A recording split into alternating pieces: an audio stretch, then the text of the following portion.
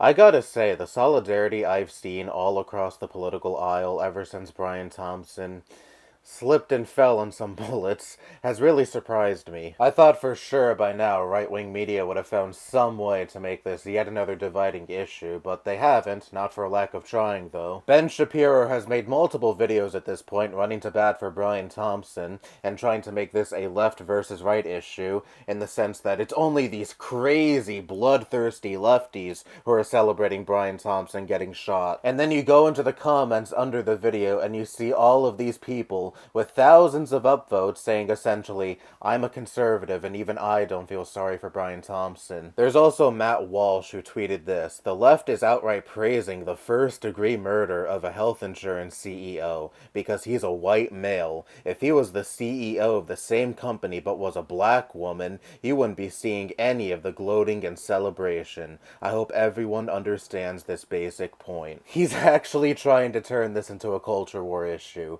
People aren't happy that Brian Thompson died because he was a mega-rich leech who profited off of illness and death in the form of his company denying claims for potentially life-saving surgeries and treatments. No, it is only the lefties who are celebrating this because he was a rich white male, and that's why you, working-class individual who have likely been fucked over by their health insurance, or likely know people who are fucked over by their health insurance, need to shed tears for the multi-million-dollar CEO who would gladly profit off of your death, or the death of any of your loved ones. And this is all these pundits have: culture war bullshit, because they do not speak for you, nor do they give a single shit about your best interests. Because they're nothing more than mouthpieces for billionaires. Why do you think they always go after immigrants, trans people, homeless people, etc., but never say a single word about the health insurance companies you're giving thousands to every year, and then when you finally need them, they scramble for any reason to not approve your claim? Because these talking heads are directly in the pockets of people who head companies such as insurance companies or other conglomerates that contribute to a worse life for the working class. While these mega-rich CEOs and their rich buddies continue to hoard more wealth for themselves. And this harping on over anti-LGBT, anti-immigrant, anti-homeless, etc. nonsense is to keep the working class at odds with each other. They want you to focus on these issues and groups of people that really don't affect your life at all, instead of correctly directing your ire towards those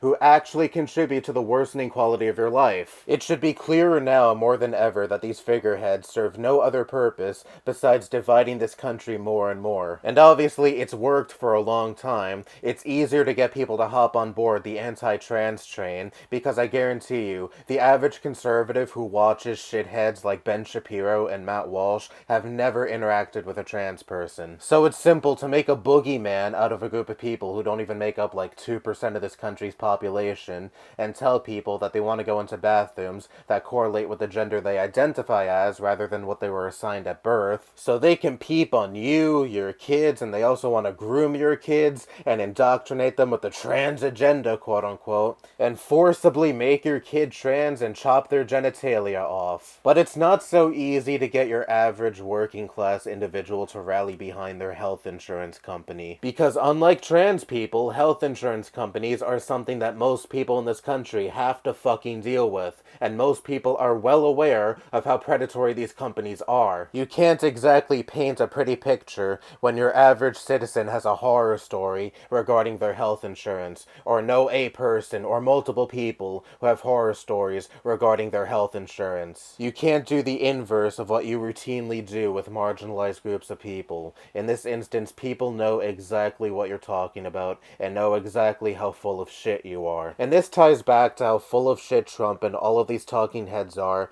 when they claim to be fighting against the establishment. What is more pro-establishment than saying you have to like the corporation that sucks you dry, and not the good kind of sucking dry, for years and years, and then in your desperate time of need, that corporation can just turn around and say, oh, you have terminal cancer? Well, we can just deny your claim anyway, because we make more of a profit in just letting you suffer and die, as opposed to actually doing what we claim will do for you, cover your medical expenses. So again, spare me any talk of right-wing populists being anything more than fraudsters who really stand with the billionaires and the corporations, who directly contribute to worsening the quality of your own life because they benefit from that and accumulate more wealth from that. And that's who your Ben Shapiro's and Matt Walsh's really speak for, and this culture war bullshit you're constantly fed is nothing more than a distraction. These billionaires and conglomerates like health insurance companies affect your life far more than a trans person ever will, or an immigrant ever will, or a homeless person ever will. But the top 1% want you to be blindsided from that fact, and will funnel money to these pundits to use as a propaganda arm